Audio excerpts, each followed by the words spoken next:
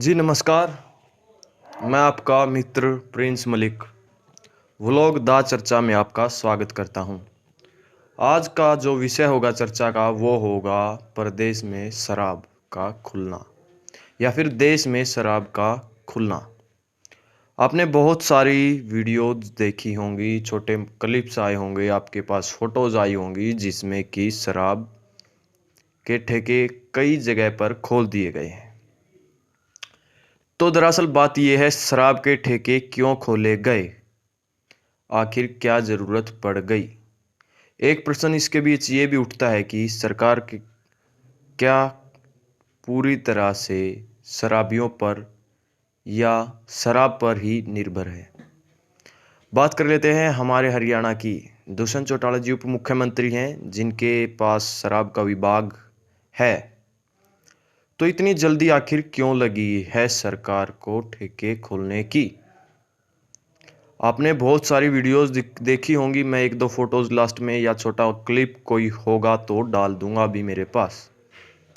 दरअसल उस वीडियो में या उस क्लिप में या उस फोटो में साफ साफ दिखाई दे रहा है कि कई लोगों ने तो मास्क तक नहीं लगाए। इतनी भीड़ थी ठेकों पर।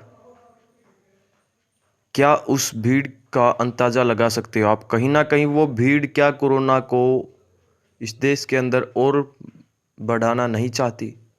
क्या कहीं ना कहीं वो भीड़ कोरोना को इस देश में लाने का काम और नहीं कर रही।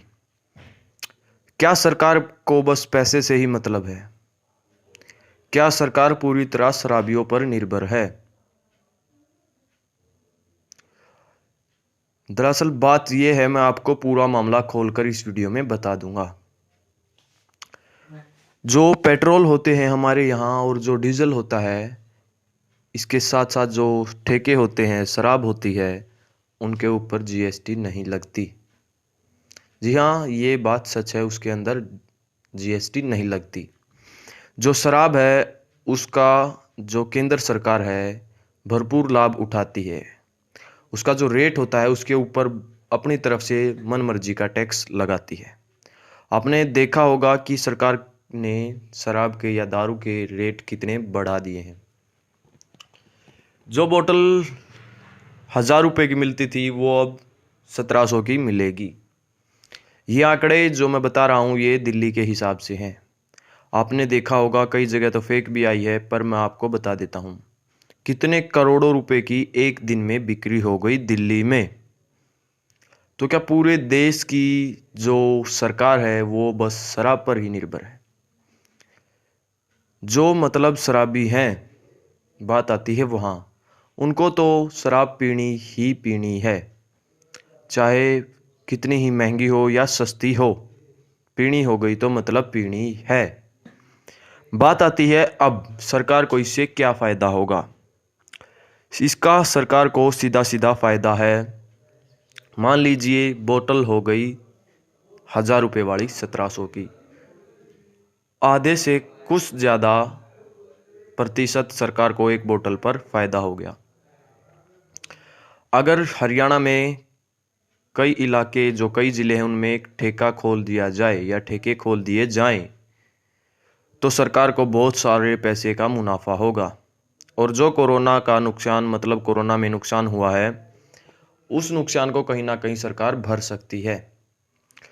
सवाल एक और उठता है कि जो दुष्यंत चौटाला जी हैं, दुष्यंत चौटाला जी को इतनी जल्दी क्यों लगी हुई है ठेके खुलवाने की। अब दुष्यंत चौटाला जी को भी जल्दी है भाई, क्यों है। अगर एक बोतल 1000 रुपये की है तो 1700 रुपये में वो सेल करता है, तो उसका कुछ प्रतिशत हिस्सा जो है वो दुष्यंत चौटाला जी के पास जाता है। मान लीजिए 1700 में से 200 रुपये उनके पास गए। अगर 10 बोतल बिकती हैं, 20 बोतल बिकती हैं तो कितना फ़ायदा हो गया। और बोतल्स आप देखोगे बहुत बिकेंगी, तो सरकार को भी 500 रुपये का फ़ायदा हो गया, 200 रुपये का पर्सनली दुष्यंत चौटाला जी को फ़ायदा हो गया। और जो दूसरी स्टेट्स हैं उनमें भी ऐसे ही मंत्री हैं तो उनको फ़ायदा हो गया। तो इसका सीधा सीधा फ़ायदा है पैसे का।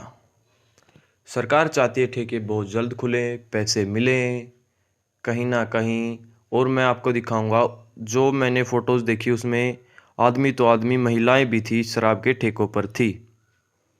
अगर हरियाणा में खुलता है ठेका तो कोरोना और ज़्यादा बढ़ेगा। कोरोना को बढ़ावा दिया जा रहा है, इसमें कोई दुराई नहीं है।